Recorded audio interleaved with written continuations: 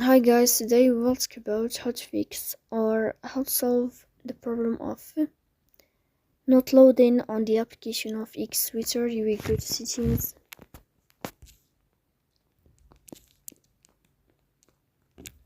In this page, you will go to apps, default apps, app settings.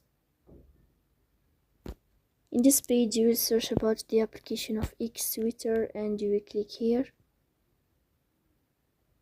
Then this page of app info, you will click on first stop and you will click OK.